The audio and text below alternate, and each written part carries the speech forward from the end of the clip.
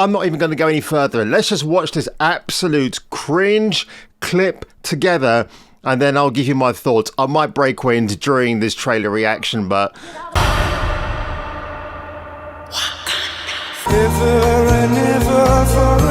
Okay, folks, it's time to close your ears. Things are going to get bad. Don't say I didn't warn you.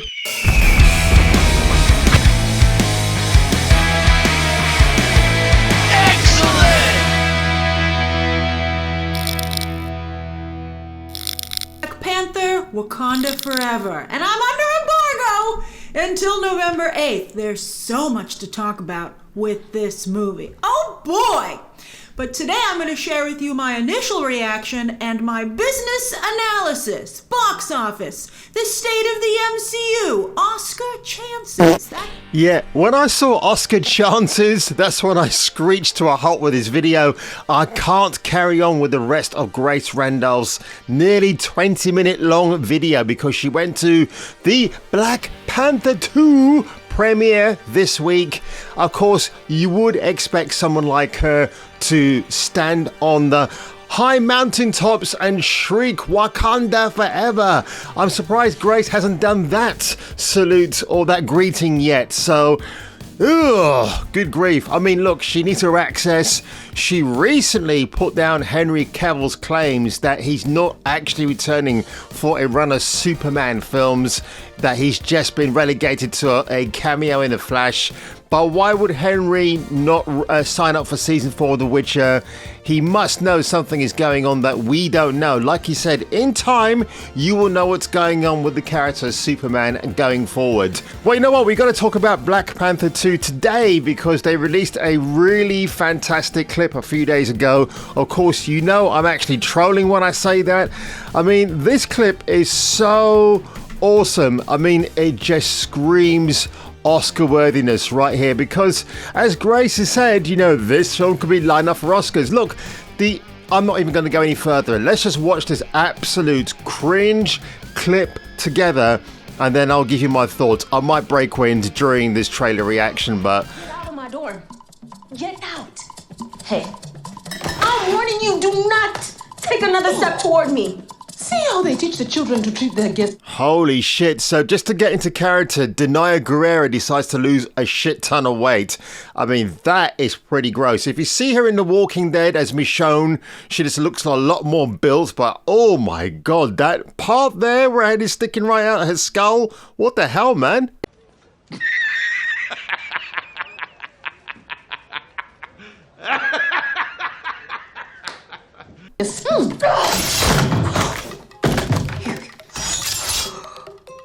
Put a spear in here. Who brought a spear in here? I like her. Hey, put it down, put it. You hurt yourself. Come on. It's all right, princess. Small girl. I am going to give you 2 options. You can come to Wakanda, conscious or unconscious. Oh, you can fuck off. You need to be conscious of the way that you look. Walking around here with that ash on your head. Oh, it's funny. No, it's not. I told you. You look good. I need to know if Wakanda is alive. Oh, God. I can't take that anymore with Submariner. Go and eat your burritos in the corner, mate. You're not my Submariner.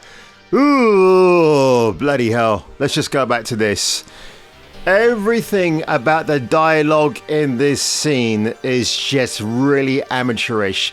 There was a TV show on Channel 4, I think it was back in the late 90s, called The Desmonds, and it was about a black family unit, and I think you had like the stereotypical African who was in that show as well, and I think the actor himself was actually African, but the dialogue he was given, I mean, nothing about that show made me want to sit down and watch it. What, because I'm a person of color, that's going to represent me or make me feel much better about myself? Of course it isn't. That's not how I roll.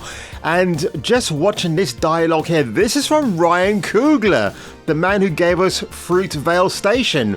This is absolutely God tiers level of cringe that I I'm surprised out here. You know what? You're going to get that section of the audience. They're really rooting for this film. They're going to see it no matter what. In fact, I had a conversation with a friend of mine a few days ago, and he was asking me, oh, did you see the She-Hulk series? I went, yes, I'm just 2 episodes away from trying to finish it, but it's absolutely god-awful. And his reaction was, oh, well, you know, yeah, I haven't got around to watching it. I might not do it, but this is the same person that will just defend any Marvel show. Now, I will say this one more time. Hawkeye, I'm happy to watch that on Disney Plus, but I will skip all the really bad bits or the bits that are meant to emasculate Clint Barton, because Mr. Barton is not there to be emasculated. It's my boy Jeremy Renner doing what he does best. And, you know, I'm happy to sit through that and it'll be like a shorter run time for me. But oh my God, you can imagine the audience watching Black Panther 2 in the cinema, and they're all going to be clapping away like Adam Sessler when certain things come up. They'll find these kind of cringeworthy scenes like so amazing, so magical, so mystical, because these same idiots have never seen films like The Godfather, the original Superman by Richard Donner, The Omen, The French Connection, Close Encounters of the Third Kind. There's some of you in the audience are thinking, oh, what are those films, Jace?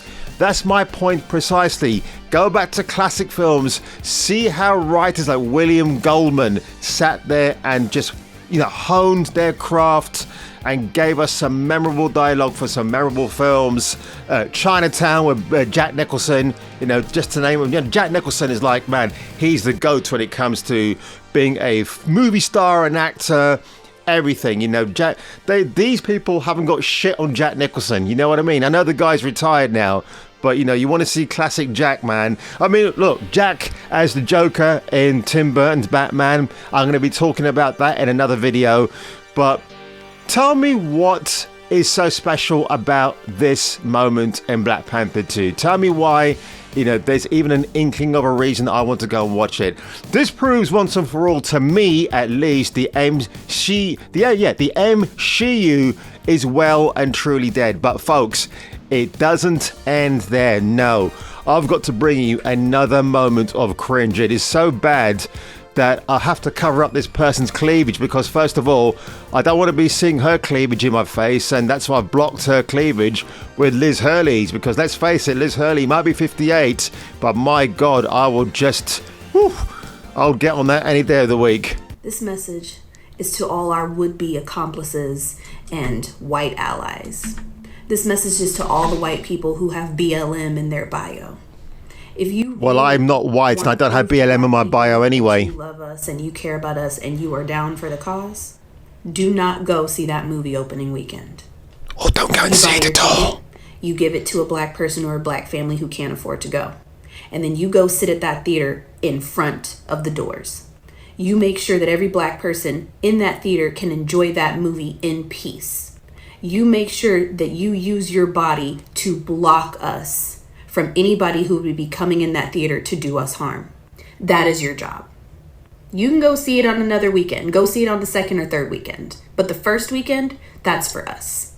To do anything other than this is anti-black. Yep, a lot of weaponization there for the cause, the Wakanda cause. You know, when the Joker came out in 2019, it was a different kind of hyperbole and hysteria behind that movie. They had police at certain movie theaters in America because they thought there's going to be like an insurrection outbreak. Everybody's going to go killing everybody in the cinemas. What happened? Not a single peep. I went to the IMAX in London to watch Joker. There was no security there, and nobody's worried about anything happening. So this silly bint with the 2 extra pairs of eyes is just the Lavender Lee. That's who she is. I'm going to go and comment on this video in a minute. I understand she's had a lot of backlash already, which I think is hilarious. I'm glad. And yeah, that's not the kind of messaging. What if you buy a ticket, then make sure you give it up to a poor black family who can't afford to go and watch Black Panther. How do we know that poor black family won't enjoy it or will enjoy it? We don't know, do we? You know, they'll probably think, oh shit, this film sucks.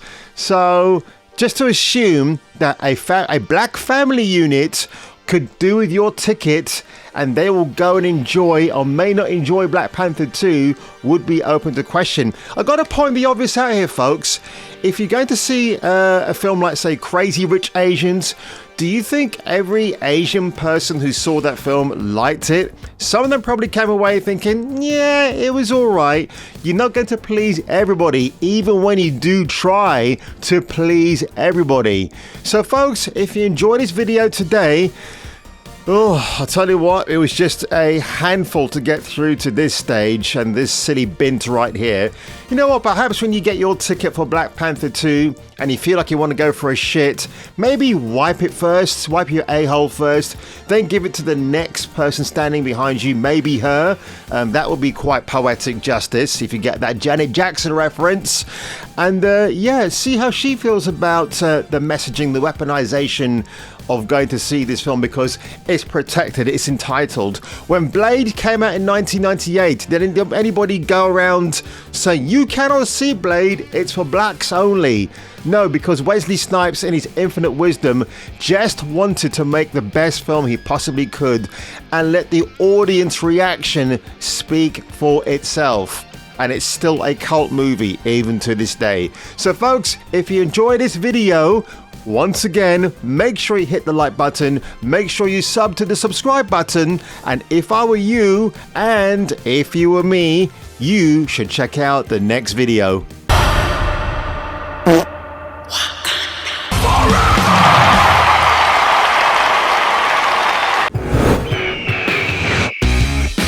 Like and subscribe, or get your nuts Krogan crushed.